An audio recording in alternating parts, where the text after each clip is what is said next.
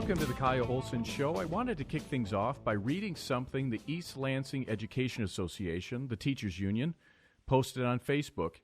Here's their response to all those parents like me, probably like you, who have kids home from school and are wondering where exactly we're heading with the shutdowns. Quote, parents need to give up the fantasy that their kids making incredible academic progress this year is more important than people not dying. It went on, this is opportunity hoarding and a vision that your own kid deserves to excel academically right now more than others deserve to live, have housing, eat. It ended, it's immoral and ignores the fact that we live in a community with others. So how about that? If you're a taxpayer or a parent who thinks schools should be open, a position, by the way, that Dr. Anthony Fauci and the CDC director hold, you're immoral, and it's, quote, opportunity hoarding. I've never heard that term before. Controversy erupted in Georgia this week when Lynn Wood, one of the attorneys working to expose voter fraud, said this. Do not be fooled twice. This is Georgia. We ain't dumb. We're not going to go vote on January 5th in another machine made by China. You're not going to fool Georgians again. If Kelly Loeffler wants your vote, if David Perdue wants your vote, they've got to earn it. They've got to demand publicly, repeatedly, consistently, Brian Kemp call a special session of the Georgia legislature, and if they do not do it, if Kelly Loeffler and David Perdue do not do it, they have not earned your vote. Don't you give it to them. Why would you go back and vote in another rigged election? For God's sakes, fix it. You gotta fix it before we'll do it again. Joining me now to discuss the reaction to Wood's statement is Matt Boyle, Washington political editor of Breitbart News. So, Matt, what was the response to what Wood said at that rally? Well, look, urging people like Lynn Wood and Sidney Powell have done in the president's name to not vote in the upcoming January 5th Senate runoffs where Senators David Perdue and Kelly Loeffler, the Republican incumbents, will face off against, respectively, the Democrats Jon Ossoff and Raphael Warnock, is counterproductive to what the president stands for. It runs counter to what the president is telling people, his supporters, to do down in Georgia, and it would undermine all the progress that's been made over the course of the Trump administration by potentially installing a Democrat majority in the U.S. Senate. Look, here's the numbers are as such. Republicans will have at least 50 Republican senators in the U.S. Senate next year. Democrats will have at least 48. Depending on how these election challenges play out, and President Trump is still pursuing challenges, though he hasn't flipped any states yet, and it's unclear if he will. It looks like at this stage that Joe Biden, who currently leads in all of these states, is probably going to be the president of the United States next year. That means that Kamala Harris, his running mate, is going to be the vice president of the United States. If the Democrats take these two seats in Georgia, then the Senate will be 50-50, and Kamala Harris will be the tie-breaking vote in the United States Senate. That means Kamala Harris will become the most powerful woman in the world. So ultimately, and the Democrats would control the Senate floor, they'd control the Senate committees, so on and so forth, and they would ram through their radical agenda of court pact, making D.C. a state, eliminating filibuster, defunding the police, and every other socialist wet dream that people are very upset about across America. So the fact of the matter here is that there's a reason why President Trump is telling his supporters in Georgia to vote for Kelly Loeffler and David Perdue, because he knows that a Republican majority in the U.S. Senate is the best firewall to protect the gains and successes that he's made as president. They'll be able to hamstring Biden and, again, serve as a firewall against Biden and Kamala Harris and their radical agenda. So the real question becomes, why is somebody or a couple of people out there telling people to do something different than what the president is telling them to do? So then we start looking into Lin Wood's political history. We would start looking at his voting history and his political donation history. So while he has started giving to Republicans and President Trump over the past couple of years, as recently as 2018, he was voting in Democrat primaries in Georgia. The last time he voted in a Republican primary was 2004. We don't know if he ever voted for President Trump because he didn't request primary ballots in either the 2016 or the 2020 elections, the 2 years President Trump was on the ballot, on either the Republican or the Democrat side. But we do know that when President Trump was president, he did request in 2018 in the midterm elections a Democrat primary ballot. So he was voting Democrat even when President Trump's been in office. He's funded Democrats in Georgia and nationally, including Barack Obama and John Edwards, two Democrat presidential candidates in 2004 and 2008. With political donations. He's also funded several Democrats in Georgia, including Democrat candidates for U.S. Senate in Georgia. So then you start wondering, okay, well, why is this guy out there telling people to not vote? Well, maybe it's not because he's got the interest of the president and his supporters in mind, but he's got a different agenda, one that he's made very clear with his political donations and voting history over the course of his life. So the ultimate thing here is, look, I respect Lin Wood's work on the First Amendment. He's done amazing work on libel cases dating back to Richard Jewell and Covington Catholic, Nick Sandmann. The stuff he did on those were incredible. But at the end of the day, though, the question here really becomes, what is in the best interest of the president's movement and the president's vision for this country, and staying home or sitting out the most important election that Georgians will face or have faced, maybe with the exception of the November 3rd election ever, is not the way forward for those people. If they support President Trump, they need to do what President Trump is telling them to do, and he's going there this weekend to support Kelly Loeffler and David Perdue. Vice President Pence is there on Friday, so he's there today.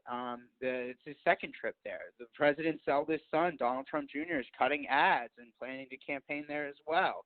So I think we should be listening to the president, not to people that purport to speak for the president but are actually donating to and voting for Democrats. Right. Well, and the thing that was so bizarre to me about that statement was he was basically saying, if these two U.S. senators who don't have anything to do with the election management in the state of Georgia, if they aren't vocal enough about how the election is run, then you should not vote for them. And I thought to myself, so wait a minute. So these people who don't have anything to do with the elections, as you know, how they function, you should punish them and therefore effectively hand the majority of the U.S. Senate to the Democrats? That is insane to me. Right. So not only that, but also in the case of Kelly Loeffler and David Perdue, they have been vocally supporting the president's efforts on this front. Like, we've got statements. We've put them up on Breitbart. We've been covering this since Election Day.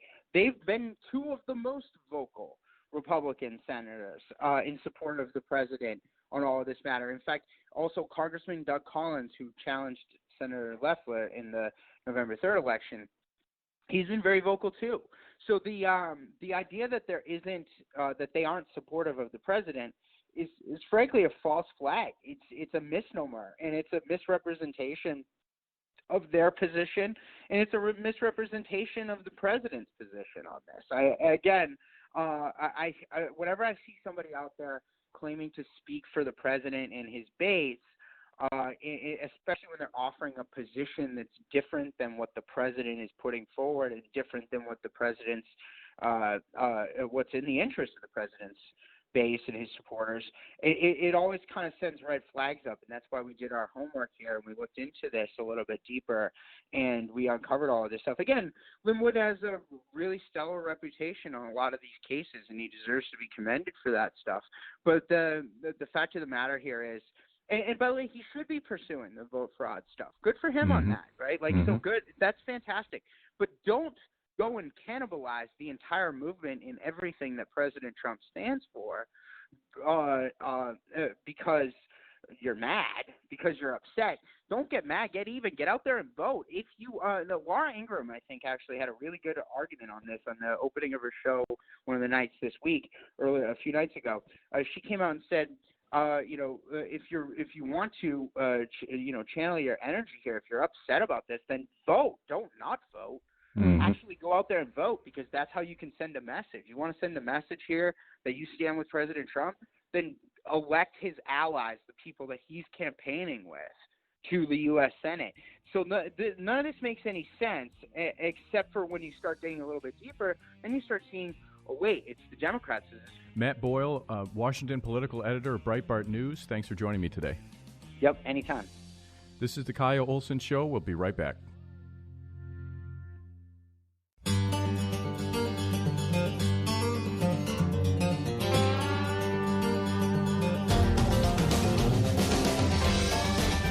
Welcome back to the Kyle Olson Show. You may have heard this story about Community United Methodist Church in Pasadena, Maryland. An employee answered the door without a mask, and there, unannounced, was a representative from the health department. The church was then cited and informed the inspector would return, and if the agent from the Anne Arundel County Health Department decided it was not in full compliance, the church would be deemed a, quote, unsafe facility and closed until the state of emergency has been terminated, which will probably be never. Joining me now to discuss this is Lori Roman, president of the American Constitutional Rights Union. So, Lori, where does this case stand right now? Hi, Kyle. Well, as you can imagine, first it starts with a very shocked pastor. Dr. Jackman at the church is a medical doctor. So imagine his surprise when the Anne Arundel County Health Department officials cited him for not having a mask on during the day in his own office alone, not even during a church service. So the interesting thing is that the Maryland government has been encouraging people to snitch on their neighbors and on their churches. Mm-hmm. Anyone isn't in perfect compliance with the many, many things that the government wants you to do. And so on a turn of events, a parishioner at that church instead snitched on the government to the American Constitutional Rights Union. So they called us to tell about the crisis tyrants, the overzealous government bureaucrats threatening churches and pastors. And so we jumped in. And interestingly enough, it was the exact same week that Republican Governor Larry Hogan in Maryland, he released prisoners citing COVID. He released prisoners the same week he unleashed health department officials to go to churches and threaten pastors with closure, jail time, and $5,000 fines. I can't even believe this is America. So what the pastor has done is he's working with us. We're doing a lot of media. I just call it naming and shaming. You have to call out these bureaucrats to make them stop. You have to stand up for yourselves. And it's really time in America for people to stand up and say, as we do at American Constitutional Rights Union, live free. You're free people. Live free. Stand up to the crisis tyrants.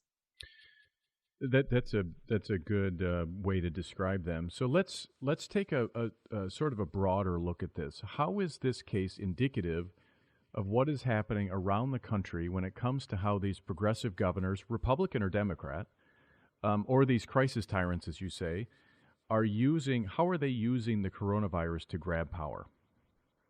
I think our organization was the first one early on in March to start deeming some of these governors crisis tyrants.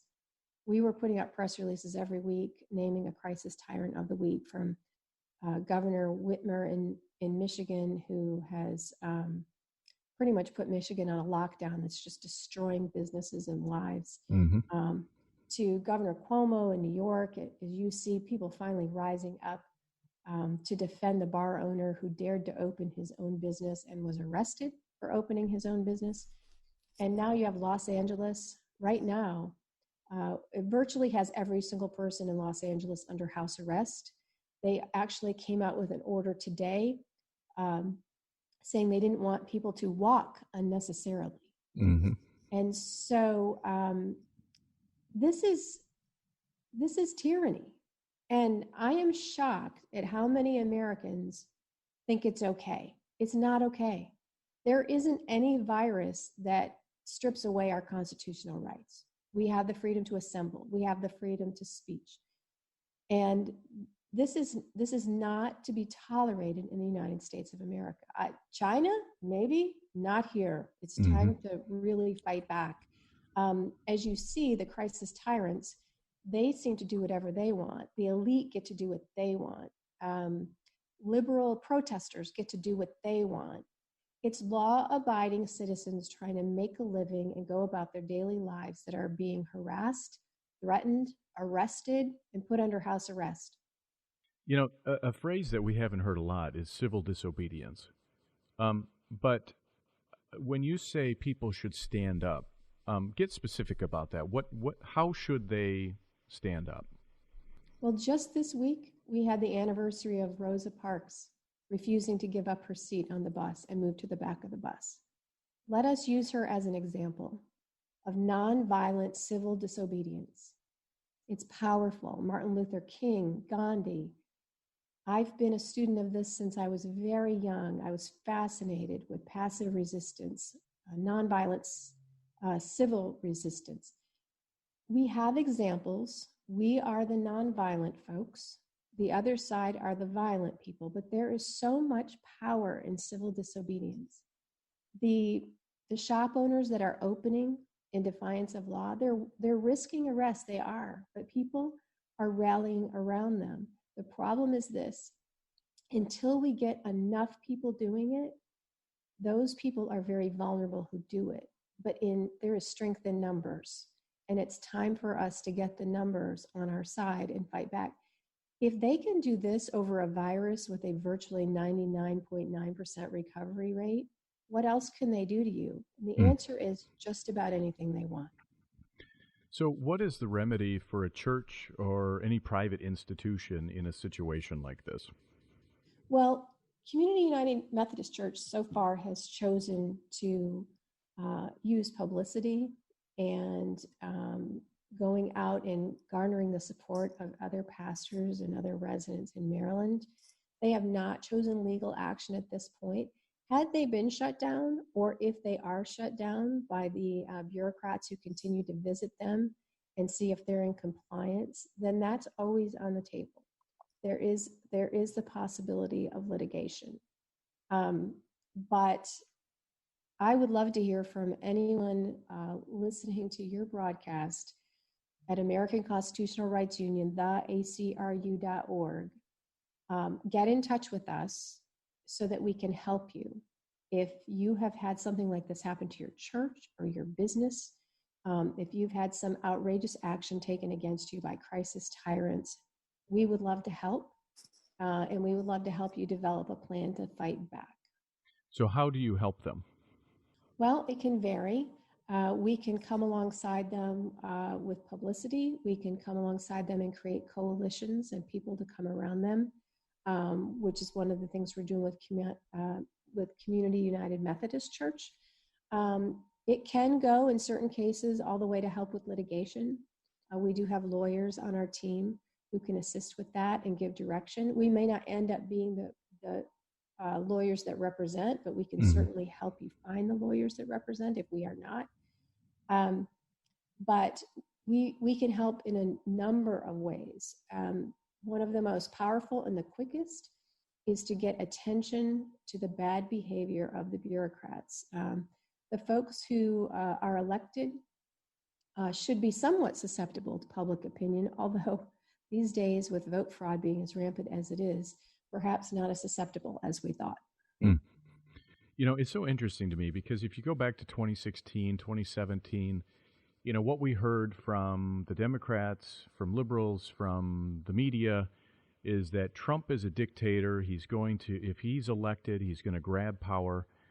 To me, there was no better time for him to grab power than earlier this year when the virus broke out. And I think a lot of people were scared, and I think they would have tolerated the federal government grabbing power.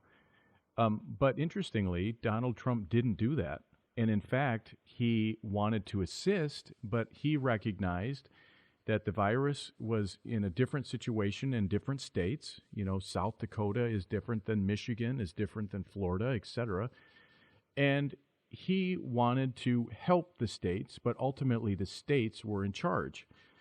And so then the very people who were saying he was going to be a dictator, suddenly they were acting like, in my opinion, were acting like the dictators, whether it's Cuomo, whether it's Whitmer, whether it is Newsom, or, there's several others, Pritzker in Illinois, et cetera. What is your take on how Trump has handled this versus these governors? I would say President Trump has shown great leadership. He issued guidance and had the federal government issued guidance, but did not force anything on the states, which is, if you are a constitutionalist, as we of course are at American Constitutional Rights Union, is everything you would want from your president in the time of crisis. There was leadership, but there was not authoritarianism. Mm-hmm. And that's what you want. I'm old enough to remember a day when the Democrats were anti-war and supposedly pro-freedom. I see no signs of that now. President Trump didn't lead us into war, and he has promoted freedom every minute that he's been in office, while everyone seems to have been against him. But nothing has made it clear who's on the side of freedom more than this virus. The totalitarian nature of some people has been obvious, and their willingness to grab power and take advantage of a situation. And your listeners could go to the World Economic Forum for another kind of worldwide take on this. The World Economic Forum, if you read between the lines on their website, and you don't have to read too much in between the lines, they are using this virus, they call it the Great Global Reset. Mm-hmm. And by that, they mean a reset of taking away people's rights, freedom, abolishing capitalism. Well, they call it reinventing capitalism, but I call it abolishing capitalism, right, as we know it. And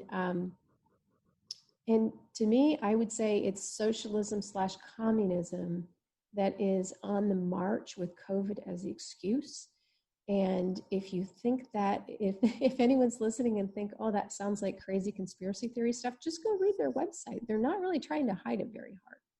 No, that's right. And in fact, about 2 weeks ago, Canadian Prime Minister Justin Trudeau literally used the word reset. So they're not hiding it very well. But Lori Roman is president of the American Constitutional Rights Union. You can, if you need her organization's help, you can go to theacru.org. Lori, thanks for joining me today. Thanks, Kyle. This is the Kyle Olson Show. We'll be right back.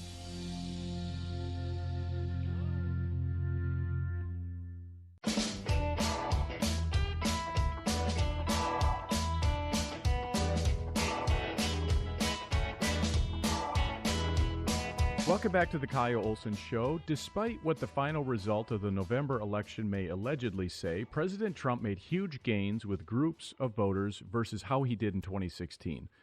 According to the Republican National Committee, President Trump got 12% of the black vote this year compared to 8% in 2016. 19% of black men voted for Trump versus 13% in 2016. Here to explain what contributed to those gains is Paris Denard, Senior Communications Advisor for Black Media Affairs at the RNC. So, Paris, to what do you credit those gains? First of all, thanks for having me on the show. It's always a pleasure. I just want your listeners to know that, number one, President Trump and the Republican Party, under the leadership of Ronna McDaniel at the RNC, expanded and diversified the GOP for the better. There's no doubt when you look at what was able to transpire with this election. This president has changed the face of the GOP and the electoral map. We were competing in places and communities and getting votes from people and electing candidates that were extremely diverse, and that's a good thing. And I think the thing that contributes to actually directly to these significant gains, especially with the Black community, is the president's policies. And look, they're conservative policies, and they worked. When you look at his commitment to criminal justice reform through the First Step Act, when you look at the president's commitment for things like school choice, giving parents educational options in their children's education no matter what zip code they live in, we look at his unprecedented support and empowerment for historically Black colleges and universities known as HBCUs. You see the president go out of his way to be supportive of small businesses through deregulations and the tax cuts. This president's agenda of putting America first meant actually putting Black Americans and making them a priority as well. Because when you looked at the trade deals, as specifically USMCA and others, that was allowing and will allow Black small business owners to compete globally. And these jobs that were lost through bad trade deals like NAFTA and others that sent and when Joe Biden had sent China into the WTO, that led to Black jobs being lost through all these manufacturing jobs in these big cities. And so all of the president's policies had a direct, tangible impact. And then there's the last point. The president had a specific plan for the next 4 years. Again, he said, these are the things I want to do for Black economic empowerment. And it was a holistic plan that was called the Platinum Plan. So when you offer people and give people a reason to vote for you, give them a reason to consider what you're saying, I think they will return the favor by giving you the support. And that's exactly what happened. So you look at places like Detroit and Flint and Michigan that are historically Black, Democrat voting areas. Joe Biden got 95% of the vote there. Now, setting aside, the allegations about fraud and all of that, which I think are extremely legitimate and they need to be investigated more than what they're currently being investigated. But what can Republicans do to break through in areas like that and get 10%, 15, 20%? What else can Republicans do? Be consistent. And that's just it. You cannot look at elections through the lens of a short-term gain. So you have to say, okay, this was the benchmark in 2016. This was the benchmark in 2020. Let's talk. And you say, how can we get 10, 14%? Not 10, 14% next election, but in 20 years. And I think what will happen, and when you have the long-term vision for it, that means you'll have every seat every time there's a special election. Every time you will continue the engagement, and I bet you it'll happen well before 20 years, because just look at what happened. President Trump's numbers from the last time we had a Republican nominee. Just look at what he was able to do in 4. It's because it was a consistency.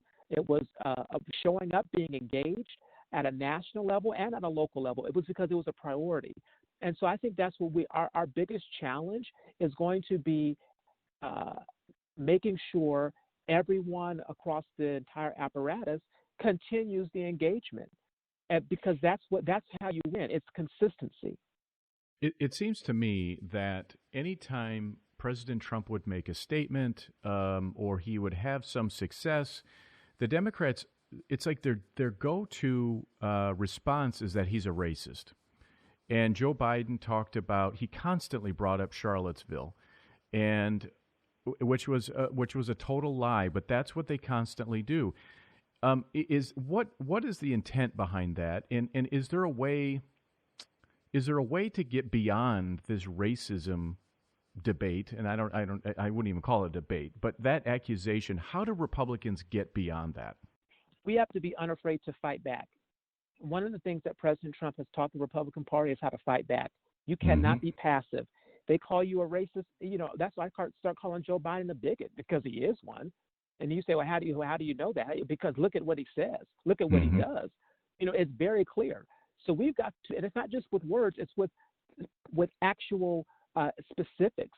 And so we have to call him out, be willing to fight the fight, and be willing to go to the different communities, go to different events, go to different platforms. If they invite you, go, because we have the authority, we have the policies. They actually are on our side. And your point that you raised about the racism claims from the left is a very good one, because it's on purpose.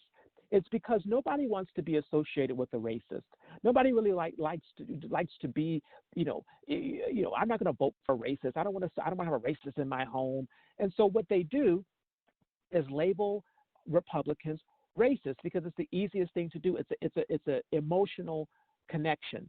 It's emotional reaction that they're trying to get from not just black people, but from non-black voters who don't want to be associated with racists either. Your suburban moms, your working class and the educated people, they don't want to be associated with racists, and so you just label them a racist. Well, what proof? What doesn't matter? And this is what happens when you say it. Again, going back to consistency, when you say it over and over again, when you have it on a loop on all of the channels, and we've heard from those tapes at CNN, they were undoubtedly, having an agenda and a narrative, a false narrative. So for 4 years, 5 years, if we're really honest, you have a consistent narrative, false narrative. Trump's a racist, and then people start to believe it. And so, but then if the Republicans don't fight back and aren't willing to go to these different places to counter it, we lose. That's why we have to be consistent. That's why we have to go on attack. And here's a funny story that just happened within the past 24 hours. National civil rights organizations, the legacy ones, NAACP, Urban League, they're all complaining. They're upset. You know why? Joe Biden seems to be ignoring them already. He's already ignoring them. Right. So to your point, they get 90-some-odd% in all these different states and counties and cities, and they're mad because Joe Biden has yet to meet with the NAACP. All the work they did, all the stuff they were doing, all the money they spent in GOTV efforts, for what? Joe Biden is ignoring them. Kamala Harris is ignoring them. When they said all the cabinet picks, they would have been they're not even consulting them. Guess what? That's what they do. They take you for granted and ignore you, and you don't have a seat at the table. And so that's what we have to be: stay consistent and stay present, and because we have superior policies. We have policies that are of empowerment. So talk a little bit about some of the new Republicans, the black Republicans that have been elected. Byron Donalds in Florida, Burgess Owens, who I think he just has an amazing story. He told that at the convention this summer from Utah. Talk about some of those Republicans and the role that you think that they'll play in the caucus, in the party, and helping to set the agenda.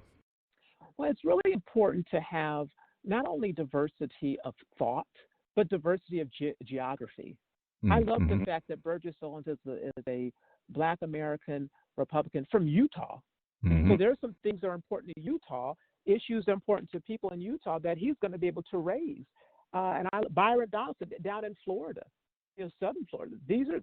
That's important to have highlighted. And when you look at the things that some of the other down ballot Republican races that we were able to win in the black community, especially North Carolina, Wisconsin, other places like that, these are important because COVID-19 has highlighted the importance, not just the federal elected officials, but the local elected officials.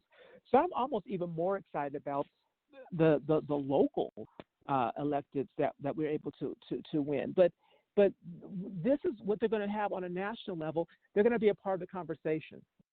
They're going to be able to get booked on TV shows, at speaking events, and they're going to be able to have the platform. And that's what you want. You want to be able to have the platform to talk about the things that you care about, represent your community, and to be present.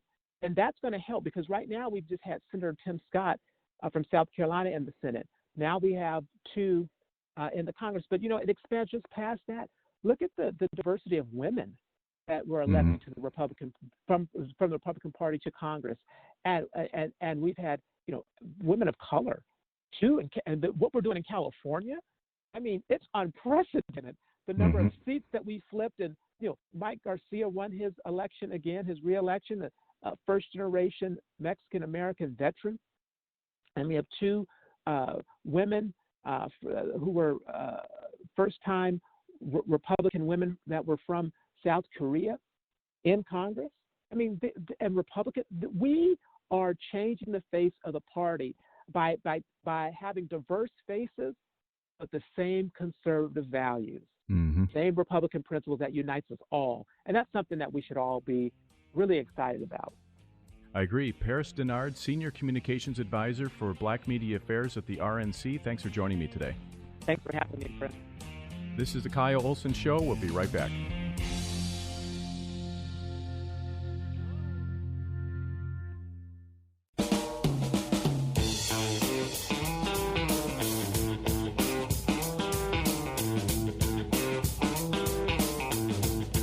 Welcome back to the Kyle Olson Show. So the Thomas More Society's Amistad Project has filed suit in Michigan asking the state Supreme Court to take custody of all election-related materials, the ballots, the poll books, etc. So here to talk about that is Ian Northen, one of the attorneys involved.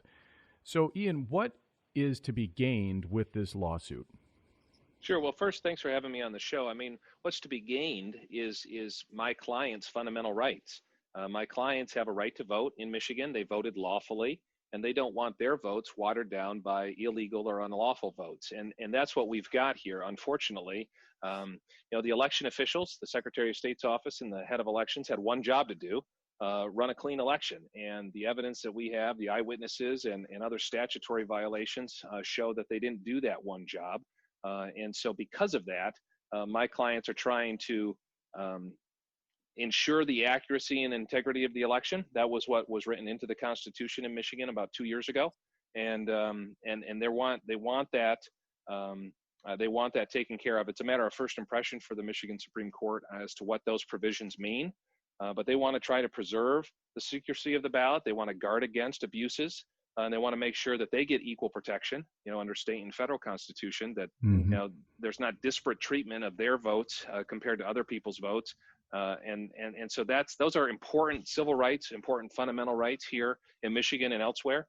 And so I think that's what they want. That's the goal of the lawsuit.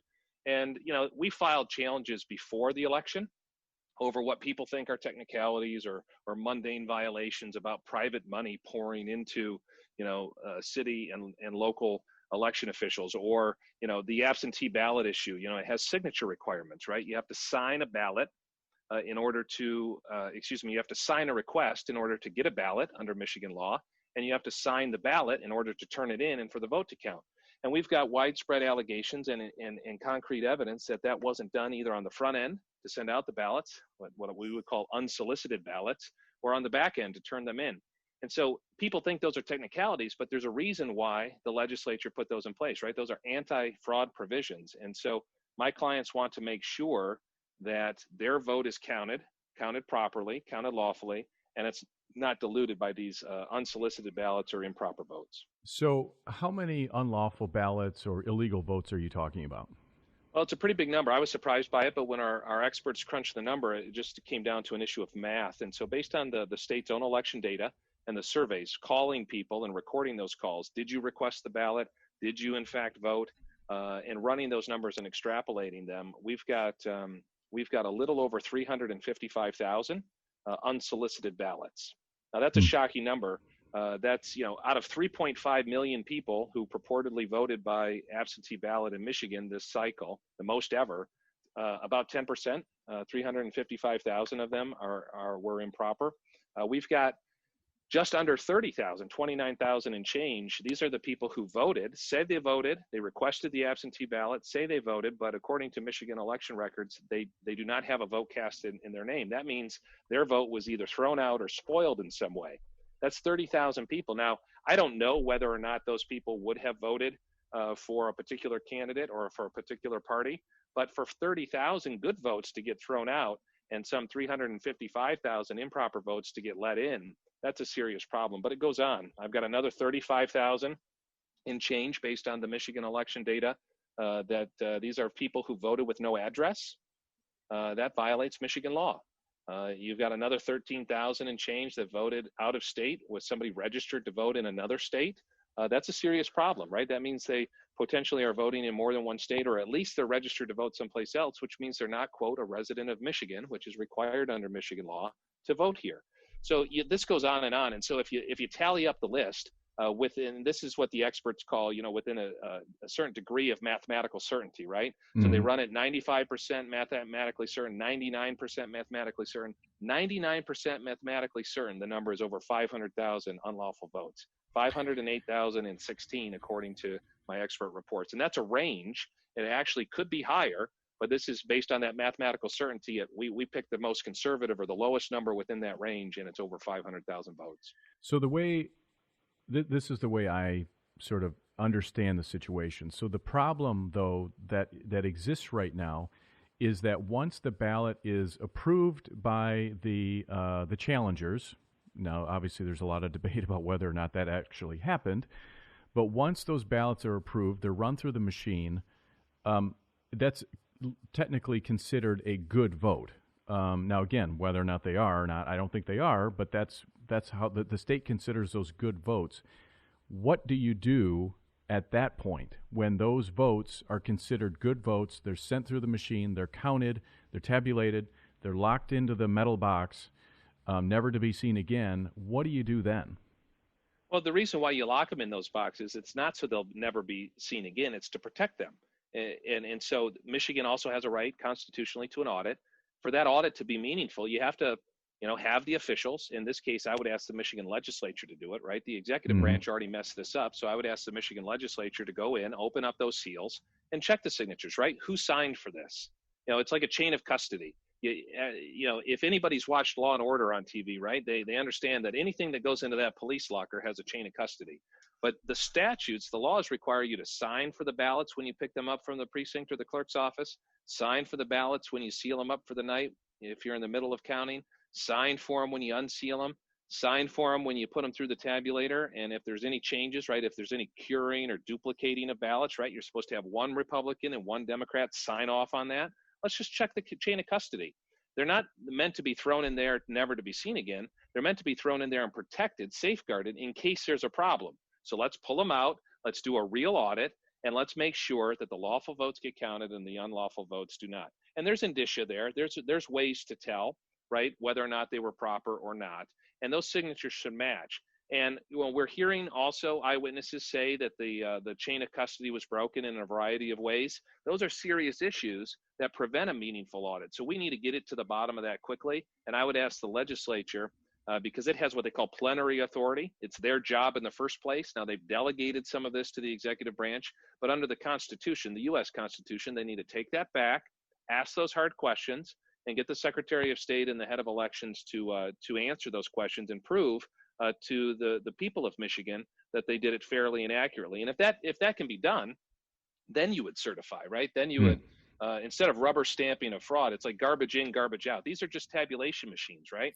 So if you put garbage in, you'll get garbage out. But if you go back and double check and make sure, for example, that the number of votes equal the number of ballots, that's the issue that we heard out of Wayne County. We've got two affidavits from two of the canvassers there that said more than 70%, 71% of the AV counting boards had more votes than ballots. Well, that's a problem, right? And that didn't just happen in Detroit. People think this is a Detroit issue. No, it happened in Canton Township and Livonia. It happened over here in Kent County on the west side of the state. So there's some serious issues here that the Secretary of State and head of elections need to account for.